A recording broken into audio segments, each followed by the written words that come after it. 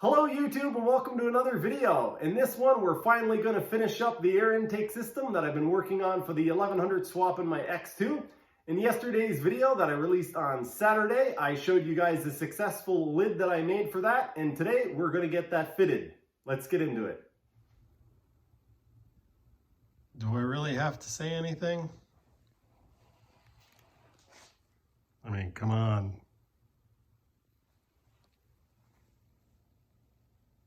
Now that I've got this thing made, I need to figure out how to actually attach it to the X2. And so I'm currently warming up the oven. I've got a piece of glass in there that I'm coating so that it will release carbon fiber. I'm actually going to make a lower plate out of carbon fiber for this. This plate was kind of a test dummy thing, and I would have to make another one to make it work. So instead of wasting more aluminum, I'm just going to make one out of carbon fiber right now and just be done with it. I'm figuring out now what I need to do to actually bolt these things down. The plan was to have these bolted to the plate and then have a long aluminum fastener, custom made, that would hold the cover down onto there. The problem with that is that it would use a huge amount of material and it would take a long time to actually make the piece, and I'm not sure how good they would actually turn out. So my new plan is I've measured from the surface of this down to there, and I need a fastener to be about 70 millimeters long, which is, what is that? It's almost 3 inches basically.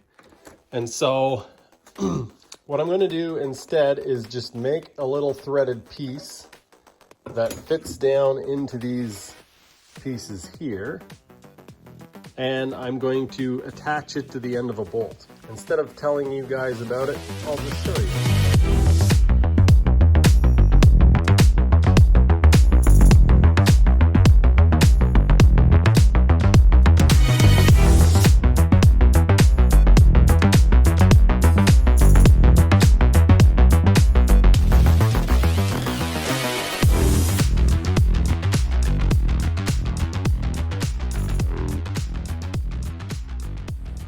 I'm about to try to make a base plate for the air box cover, and I'm going to use up some of this green carbon fiber that I used on the bottom of the hull. I should just pull it off the glass and look at it. Man, that came off easy. Okay, nice. Wow. I tell you what, that epoxy costs more money, the Pro Set INF 114, but man, it is good stuff. This doesn't really need to be a fancy cosmetic piece because it's going to just be the part that the air inlet sits on, the spark arrestor cover. But look at that finish. That's my light on my ceiling. That's like a mirror. You can see my reflection in it. The design of this part has changed drastically since I came up with the idea. It was originally going to be made all out of aluminum. I had a piece of box section aluminum kicking around that I was going to use, and so it was going to be the height of those pedestals, and the lid was actually going to tighten down directly onto the pedestals. Now, because I'm making it all out of carbon fiber, I can make this a much more sensible size. This larger volume will cause less of a restriction in airflow, and so that should work out a whole lot better. Now, because this lid isn't going to be sitting down on top of the pedestals, it's actually going to have to be fully supported by the outer perimeter of the part itself onto the lower base plate. I just got done playing with the lathe. I made these spacers a lot smaller. There's 2 different kinds of spacers. One goes here, one goes here, and one goes here. And then we've got these 3 like that. And these ones were way bigger than they needed to be. And this one in particular was going to interfere with the corner of the airbox lid, or the cover. I'm also going to put these back in the lathe and take some material off of the outside of these because they don't need to be anywhere near that thick. So I went from 37 grams to 20 grams. I've got the carbon fiber lower plate in the vise mounted up with the aluminum plate that I've previously mocked up. I'm going to transfer the holes from the aluminum plate over to the carbon fiber.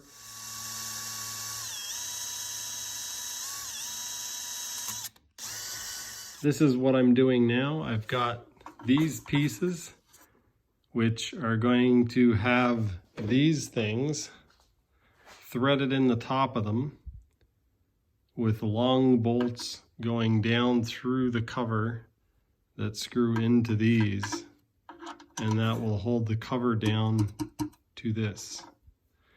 But instead of using these aluminum spacers on the carbs here, I'm just using washers. I've shortened these bolts, and the reason for that is that this back one in here, I couldn't actually get the cover on because I had to lift it up to get it over that bolt, and I couldn't lift it because it would hit here. I've got what I believe to be the centers marked, and I'm about to drill some pilot holes and then use a wood cutting hole saw to try to cut these holes out. As you can see, I now have the holes cut out for the air inlets. I ended up not using the hole saw because it would have done way too rough of a job, so I marked it with the hole saw, cut it out with a jigsaw, and then touched it up with a Dremel. The whole idea of this thing is so that water can't get in, or it will get in more slowly when I tip this thing on its side or tip it upside down. So when the machine is sitting on its side, it would actually look something like this, and the water level would sit on this surface and come up this way. So the whole idea of this is that when it's tipped on its side, if the water comes up to like here, I don't want it just running in the carburetors. I now have the holes cut out to allow air to get into the airbox. You can see I have 4 holes cut out in total for the air to get in. That should allow for plenty of flow. I'm going to drill one more hole in this back corner here to allow the water to get out if it does happen to get in. I would like to install some sort of a velocity stack or something to stop, some sort of stack to stop the water from getting in. The OEM airbox actually had these stacks on each inlet, and that way if water did get in, it would actually have to go up over this height before it actually got in. I might come up with something in the future for that, but I can't really use these just due to the design of this. Basically, these perches or these attachment points are actually stopping me from being able to use this. I can't attach anything like that because it would interfere.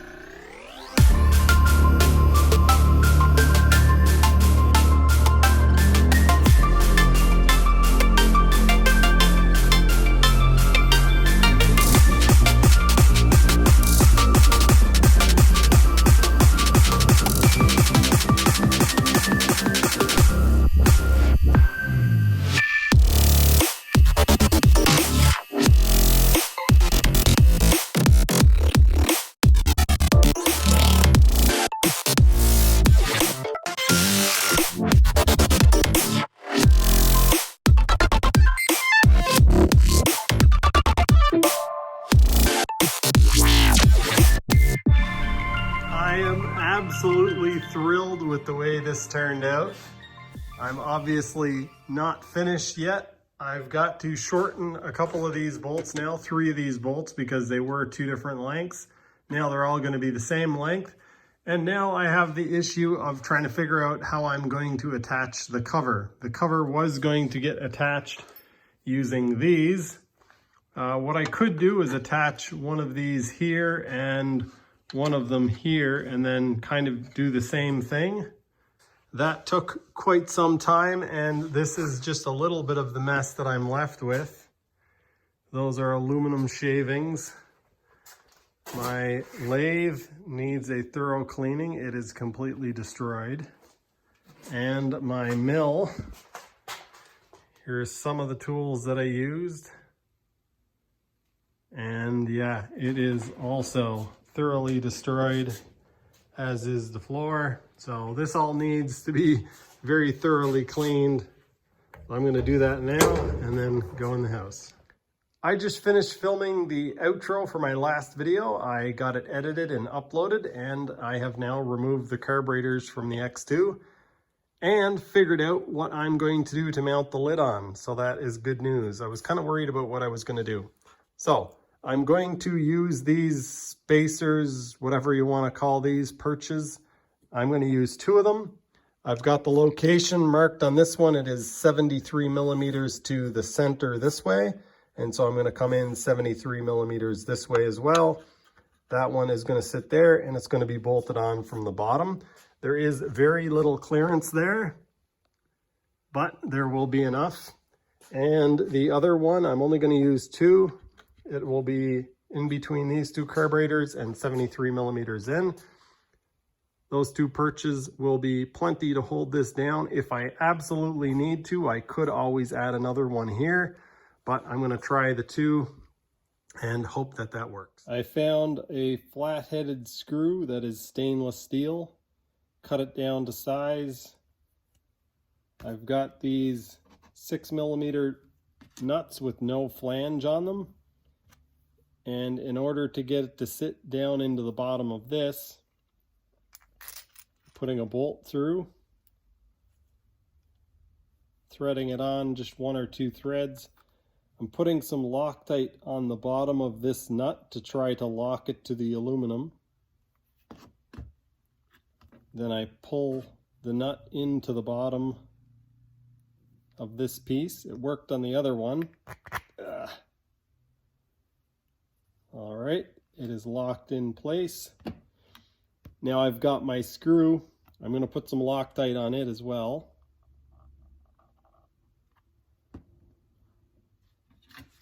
I put my screw through the bottom of the carbon fiber base plate. Make sure I've got lots of Loctite on here. Now I can, now I can take this piece and thread it on, get a screwdriver and tighten that up before that Loctite hardens. Perfect. 2 mounts. Now I need to do the scary part, drill holes in the intake cover.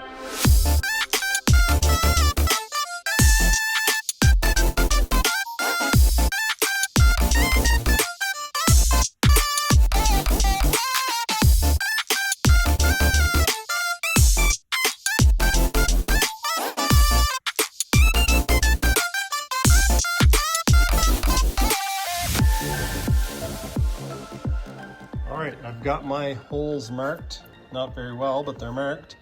How I did it was I measured from the outside of the plate to the hole, the outside of the plate to the hole, and then I used a square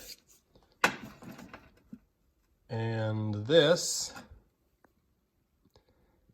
and it is 73 millimeters, so I scribed a line on the tape at 73 millimeters. Moved it over here, did the same thing. That line is at 73 millimeters. That gives me my crosshairs there. And then down on this end, I came in 73 millimeters from the edge the same way. And then I measured the distance from here to here used a ruler. It was 260 millimeters. So I marked that off. And then I did a quick test fit where I sat this down over where my crosshairs were. And then put this against, and it lined up perfectly. So I'm now going to drill my holes. I have turned the ends of the inserts down so that they will start very easy into these threaded perches.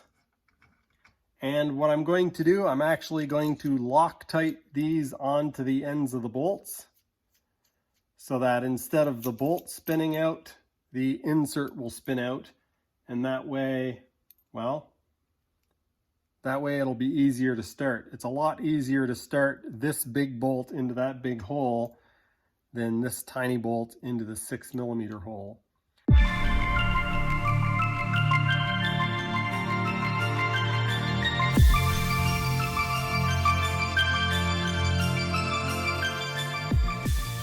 And in just a couple of minutes, I'm guessing that I will never be able to get these off again unless I heat them up with a torch. As you guys can see, no mounting holes actually drilled in the top of this. I've spent the last week trying to figure out how to mount this, and I've changed the mounting. I think I solved that problem. I've installed this once off camera, and I wanted to show you guys that it does go on. I've installed OEM parts that go on with more difficulty, but just show you guys. I know you can't see, but it's it is tricky to get on, but I can do it. So let's see here. There we go. It goes in place. It comes out a little bit more difficult, I think. I've only taken it off once. There we go. On and off. It's moving the whole jet ski. It's on there. One thing that I didn't think of until just the other day, but I'm pretty sure that this carbon fiber intake is going to make for a very interesting intake sound. I don't know if you'll be able to hear it over the exhaust, but because this material, you can hear that it basically sounds like the skin of a drum. This is probably going to resonate or cause frequencies that sound really cool. It's probably going to have a really cool inlet noise. There we have it. 2 pounds, 1.5 ounces, or 949 grams. That's with everything. The velocity stacks, the bolts, all of the hardware, and the lower plate, and the mounting perches. Who's got 2 thumbs and can't leave well enough alone? This guy. That's right. 268 grams for a set of 3 of these. That just wouldn't do. So I did this. That, if nothing else, is pretty. It also shaved 70 grams of material. It'll be our little secret because they actually sit on the base plate this side down, and they actually sit underneath the carbon fiber cover, so nobody's going to be looking at these anyway, but it makes me feel a whole lot better knowing that I shaved a little bit of weight off them. I didn't go full crazy. I actually could have drilled deeper. I don't know if the camera can pick that up, but I drilled them in 2 steps. The first hole was 1/4 inch, and it went down within 2 millimeters of the surface. And then I drilled out a bigger hole with 3/8 and went 4 millimeters from the surface, just so that I didn't break through on this beveled edge. Probably wouldn't hurt anything if I did drill all the way through. I was actually considering at first drilling the holes through the front side. That way you'd be able to see it, but I figured that way if it ever did get water in there, the water would pool up in those holes and just sit there forever. So anyway, I'm pretty excited about this. Again, nobody's gonna see it except for you guys watching this video. But now it's time to put this thing all together and check it out. That looks awesome. Kind of almost ashamed to put a cover over it, but that's the whole idea of this. I don't think I talked about this too much, but one of the main reasons why I wanted to use these velocity stacks is actually to slow or inhibit water from getting into the engine or into the mouth of the carburetors. So if this thing, or when this thing tips on its side, if some water gets in through these holes, when the machine turns back upright, if there was no velocity stack or anything around here, the water could very easily run into the carburetors. But with these on here, the water would actually have to be 1/2 inch deep in the box before it could actually get in these holes. If you don't like this, there's gotta be something wrong with you. I mean, come on. Look at that.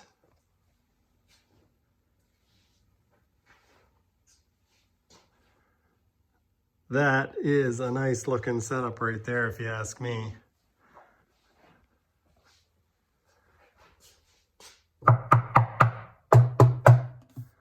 On there, nice and secure. Again, I'm sure I'll have to take it off for something, but it's on there. I know I've already said this several times, but my next video will probably be on the water injection system for the exhaust. Now that the intake is completely finished, I can move on to other things. I need to button a bunch of stuff up, like putting on the throttle cables, hooking up all the fuel lines, putting in a fuel tank. More on that in the next video. And yeah, just finalizing some stuff. So that is what you can expect from the next video. Whether or not it happens, who knows? I have to say this is going to look really cool. I plan on making a large carbon fiber piece for the center section. Last year I had a fairly small aluminum web that went through here. I plan on making a large V-shaped one that goes basically all the way up to here and then all the way back to here. These pieces BJ made me can accept 6mm nuts. I can put some 6mm nuts on there like that. And then I can lay my carbon fiber plate on top of here and hold it down with some stainless steel Allen bolts. So I am excited about that. Not sure when that's going to happen, but this thing's getting closer and closer to testing all the time. Jet Ski Brothers Josh was asking me whether I was going to leave it with this apocalyptic look while I did my testing, and I am going to leave it like this. I actually threw a little bit of epoxy on the front of it to make it look like even more of a mess and just let it run down the side here. I've got a little repair spot over here. Before I go out on the water, I do need to fix these couple of holes here that held the top cowling thing in place. But yeah, I'm probably going to do that off camera. I am getting quite excited. I can't wait to hear what this thing sounds like, and I can't wait to see what it works like. That's going to do it for this one. Thank you all for watching, and I'll see you next time.